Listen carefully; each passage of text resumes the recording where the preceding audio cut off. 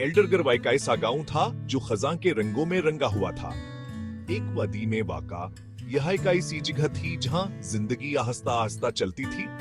करीबी पहाड़ियों से बने हुए पत्थरों से बने छोटे छोटे घर असरड के साथ कतार में थे, जो गांव से होती हुई गुजरती थी।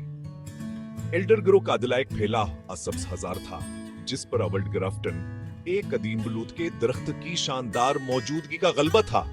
गांव वाले सादा लोग थे, इनकी जिंदगियां फितरत के धड़कनों से जड़ी हुई थे।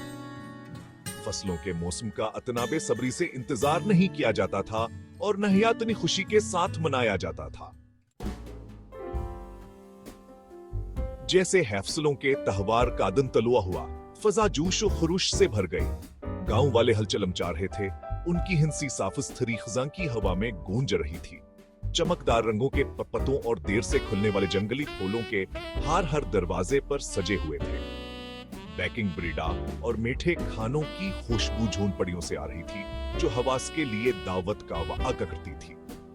बच्चे, उनकी आंखें उम्मीद से चमक रही थी, गिरे हुए पत्तों का पीछा करते हुए गांव के सब्जे में दौड़ रहे थे। फसलों का तहवार शुक्र गुजारी करने और इस जमीन का एहतराम करने का वक्त था जिसने उन्हें बरकरार रखा। एक आराम धावर पर सुकून झोंपड़ी में एमिलिया, गांव के नानबाई, काम में मसरूफ थी। उसका बावर्ची खाना तंदूर की गर, मियावर दालचीनी और सेब की मीठी खुशबू से भरा हुआ था। एमिलिया अपने सेब पाई के लिए मशहूर थी। एक एहसान खजून सिलों से चला आ रहा था। हर पाई मोहब्बत की मेहनत थी, जो बाग से ताजा चने हुए सेब से बनती थी।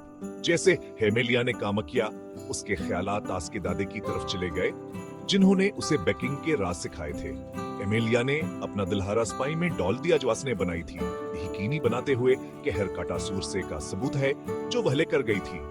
हुआ जैसे ही सूरज अपना सुस्त नजूल शुरू हुआ, गांव वाले ओल्ड ग्राफ्टन की दानिशमंदाना शाखों के नीचे जमा हो गए।